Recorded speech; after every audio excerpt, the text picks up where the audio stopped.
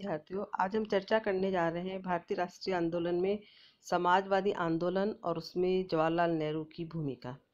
विद्यार्थियों, भारतीय राष्ट्रीय आंदोलन के अंदर अनेक प्रकार की धाराएं प्रवाहित हुई हैं, जिसमें उदारवादी, उग्रवादी और गांधीवादी आंदोलन के साथ साथ वामपंथी रुझान भी हमें राष्ट्रीय आंदोलन के अंदर दिखाई देता है। भारतीय राष्ट्रीय आंदोलन के भीतर जो वामपंथ का उदय और विकास हुआ है, वह भारतीय राष्ट्रवाद के उदय और विकास के साथ ही जुड़ा हुआ है। भारतीय राष्ट्रवाद की मुख्य धारा के समानांतर ही विद्यार्थी इसका विकास हुआ और समाजवाद, धर्मनिरपेक्षता, लोकतंत्र और अंतर्राष्ट्रीयतावाद जैसी विचारधाराओं के माध्यम से ये मुखरित हुआ, यानी हमारे सामने आया। इसका उद्देश्य यह था कि आर्थिक सामाजिक क्रांति हो और समाज में बड़े पैमाने पर आर्थिक सामाजिक परिवर्तन लाया जाए। इन दीर्घकालिक परिवर्तनों के लिए राष्ट्रीय स्वाधीनता की प्राप्ति भी जरूरी थी, यानी लंबे समय तक चलने वाले इन बदलावों के लिए राष्ट्रीय आज़ादी यानी मुक्ति भी हमें प्राप्त होना जरूरी था, क्योंकि राजनीतिक आज़ादी ही परिवर्तनों का आधार स्तंभ बनती, यानी राजनीतिक आज़ादी आने के बाद ही विद्यार्थियों आर्थिक और सामाजिक सुधार भी संभव हो सकते थे। भारतीय राष्ट्रीय आंदोलन में इस वामपंथी विचारधारा का उदय संपूर्ण राष्ट्रीय मुक्ति आंदोलन के इतिहास में सबसे महत्वपूर्ण घटना थी। और भारतीय राष्ट्रीय आंदोलन में हम देखें कि वामपंथ का उदय, जैसा कि हमने कहा, कि ऐतिहासिक जरूरत भी थी। आंदोलन से जुड़ी कुछ ताकतों ने ये महसूस करना शुरू किया था कि केवल राजनीतिक स्वतंत्रता से आम जनता का जीवन स्तर सुधरेगा नहीं, परिवर्तन का संघर्ष महज औपनिवेशिक सत्ता के चंगुल से मुक्त होने के लिए नहीं, वरन उन तमाम यानी उन सभी प्रकार की शोषणकारी शक्तियों को उखाड़ फेंकने के लिए होना चाहिए, जिसकी वजह से देश की बहुसंख्यक जनता गुलाम और गरीब है। आंदोलन के भीतर जड़ जमाते इस नए सोच ने ही कांग्रेस, सोशलिस्ट पार्टी और भारतीय कम्युनिस्ट पार्टी को जन्म दिया। इन नवजात वामपंथ का लक्ष्य तमाम वामपंथी ताकतों को एकजुट करके कांग्रेस के चरित्र को क्रांतिकारी जन संगठन का स्वरूप देना था। एक ऐसा संगठन बनाना इसका उद्देश्य था जो औपनिवेशिक सत्ता को उखाड़ फेंके और एक समतावादी, समाजवादी, लोकतांत्रिक भारत का निर्माण करे। विद्यार्थियों, रूस में 1917 में समाजवादी क्रांति के कारण संपूर्ण एशिया महाद्वीप में समाजवादी विचारधारा जोर पकड़ने लगी थी, ऐसा आप जानते हैं। भारत भी इससे प्रभावित हुए बिना नहीं रह सका। वर्षों से समाजवादी विचारधारा भारतीय मानस को प्रभावित करती आ रही थी। जो युवा बुद्धिजीवी वर्ग है, विशेषकर वे लोग जो सविनय आंदोलन में शामिल थे, रूस में समाजवादी क्रांति से बहुत ज़्यादा प्रभावित थे। दलितों, शोषितों के लिए रूस की समाजवादी क्रांति एक उदाहरण थी कि दलित और शोषित भी समाज में अपनी पहचान बना सकते हैं और अपने भविष्य के निर्माता वे खुद हो सकते हैं। रूसी क्रांति उनके लिए एक प्रेरणा का स्रोत थी। देश के कोने कोने में एक चर्चा होती थी कि रूस में कैसे मजदूरों, किसानों ने अपनी सत्ता स्थापित कर ली है। क्रांति के तरीके और उसकी सफलताएं उस समय के भाषणों, लेखों, अखबारों और पर्चों का मुख्य विषय थी। इन्हीं भाषणों, पर्चों और अखबारों के माध्यम से वाम पंथ ने विद्यार्थी जनता में अपनी जगह बनाई या अपनी पेठ बनाई और उसके दिल में ये विश्वास भरा कि रूस में जो कुछ हुआ है वह भारत में भी संभव है, भारत में भी हो सकता है। जनता का संगठित प्रयास उसके सपने को सच कर सकता है।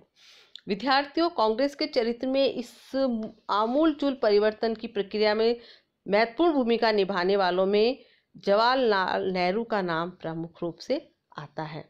वामपंथ की नई उभरती ताकतों ने सैद्धांतिक रूप से नेहरू के दिमाग को काफ़ी हद तक स्पष्ट किया। इसके बदले में नेहरू ने इन उभरती वामपंथी ताकतों को दिशा दी, उनके वैचारिक रुझान को एक निश्चित आकार दिया। नेहरू के भाषणों, लेखों के वजह से ही कांग्रेस के भीतर समाजवाद का प्रभाव महसूस किया गया। नेहरू के सवालों और जवाबों में हजारों युवकों के दिमाग पर समाजवाद की गहरी छाप छोड़ी थी। नेहरू का सवाल ये था कि हमारा उद्देश्य क्या है, मानव कल्याण या विशेषाधिकार प्राप्त समृद्ध वर्ग के हितों की रक्षा, यानी हम क्या मनुष्यता या मानवता के पक्षधर हैं, आम लोगों का कल्याण करना चाहते हैं या कुछ गिने चुने समृद्ध लोगों के हितों की ही रक्षा करना चाहते हैं। हम सभी को इसका साफ साफ जवाब देना होगा। ऐसे समय में जब राष्ट्र और करोड़ों नागरिकों का भविष्य दांव पर लगा हो, इस सवाल पर टालमटोल का रवैया नहीं अपनाया जा सकता। मद्रास कांग्रेस अधिवेशन जो कि 1927 में हुआ था, उसमें पहली बार वामपंथी खेमे ने अपना प्रभाव दिखाने की कोशिश की और सुभाष चंद्र बोस और जवाहरलाल नेहरू के नेतृत्व में युवा वर्ग ने एक प्रस्ताव पास कर कांग्रेस को पूर्ण स्वराज का लक्ष्य स्वीकार करने पर मजबूर किया। और इस प्रक्रिया से जो है सरकार भी जो है चौकन्नी हो गई। उसे पता चल गया कि कांग्रेस के भीतर एक वामपंथी खेमा काफ़ी जोर पकड़ता जा रहा है और सरकार ने कांग्रेस के अगले अधिवेशन में जो कि कलकत्ता में अक्टूबर 1928 में हुआ के बारे में कहा कि ये आतंकवाद की स्पष्ट विजय है। फरवरी 1929 में एक गुप्त रिपोर्ट, सरकारी रिपोर्ट में ये भी कहा गया था कि यदि कलकत्ता कांग्रेस से हमने कोई सीख ली है तो भविष्य की तमाम नीतियां तय करते समय हमें युवा वर्ग पर अपना ध्यान केंद्रित करना होगा, विशेषकर जवाहरलाल नेहरू और सुभाष चंद्र बोस पर।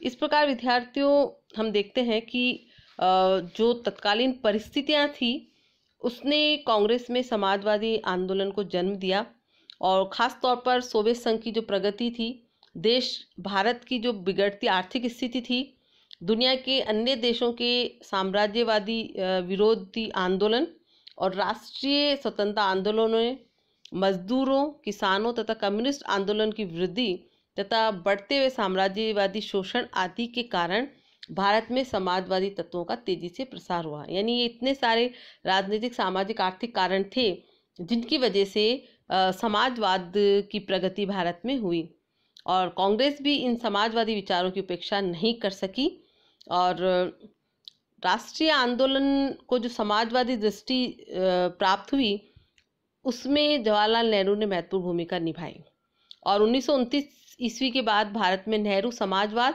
और समाजवादी विचारधारा के प्रतीक बन गए। नेहरू ने अपने भाषणों और लेखों के माध्यम से समाजवादी विचारों का प्रचार प्रसार किया। उन्होंने इस बात पर जोर दिया कि राजनीतिक स्वतंत्रता का उद्देश्य ऐसे समाजवादी समाज की स्थापना करना है जहां आम आदमी को राजनीतिक स्वतंत्रता के साथ साथ सामाजिक व आर्थिक स्वतंत्रता भी प्राप्त हो। नेहरू जी ने अनेक जो है लेख लिखे और 9, 10 और 11 अक्टूबर 1933 को नेहरू ने भारत किधर शीर्षक से बहुत से लेख लिखे। लेनिन की मशहूर पंक्ति क्रांतिकारी दर्शन के बिना क्रांति असंभव है का हवाला देते हुए नेहरू ने लिखा कि सही समझ के बिना सही कदम नहीं उठाया जा सकता। वे बार बार अहम मुद्दे को उठाते, हम किसकी आज़ादी के लिए लड़ रहे हैं।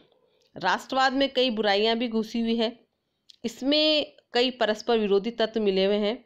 भारत में राजा महाराजा हैं, बड़े छोटे जमींदार हैं, एक वर्ग व्यापारियों का है, किसानों का है, उद्योगपतियों का है, साहूकारों का है, निम्न मध्यम वर्गियों का है, मजदूरों का है।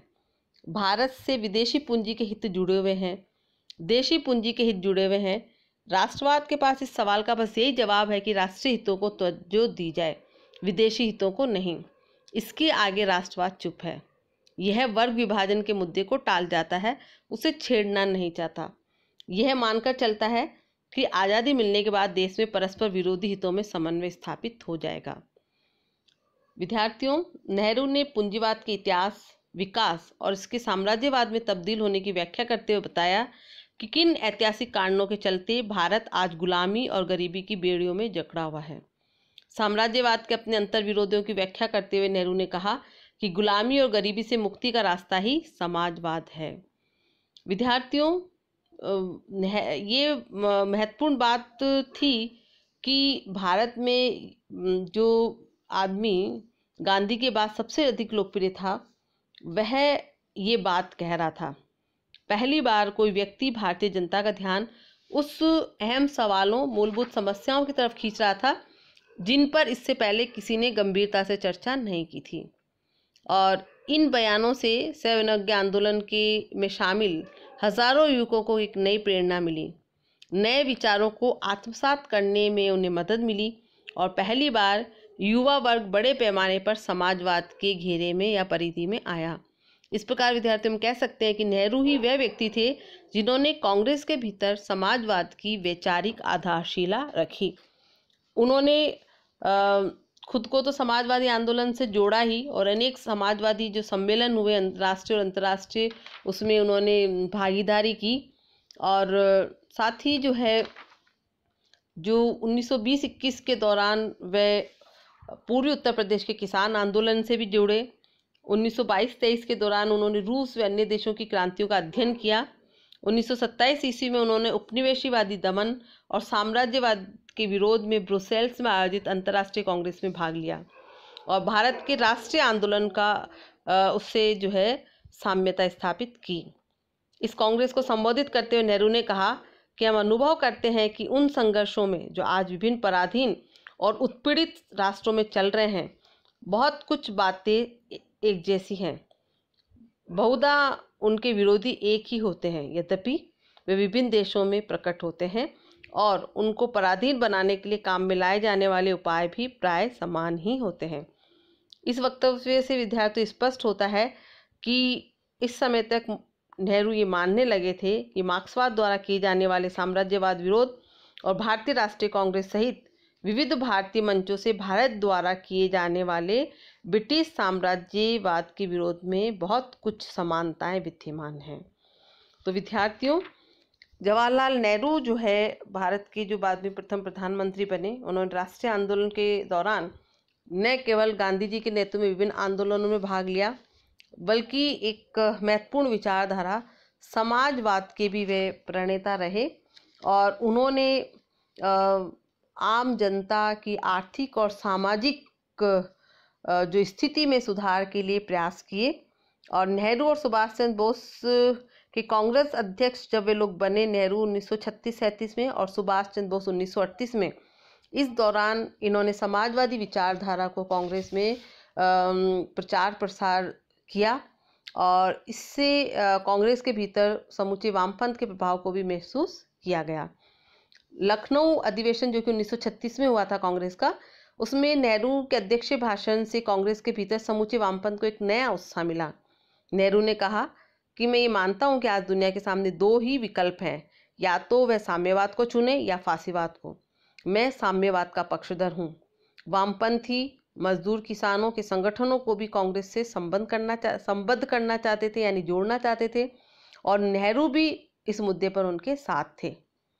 इस प्रकार विद्यार्थी हम देखते हैं कि समाजवादी आंदोलन के प्रचार प्रसार में भारत में पंडित जवाहरलाल नेहरू की महत्वपूर्ण भूमिका रही और उन्होंने न केवल अपने भाषणों और लेखनी के साथ साथ अनेक अंतर्राष्ट्रीय संस्थाओं के मंच के माध्यम से भी समाजवादी विचारधाराओं का प्रचार प्रसार किया।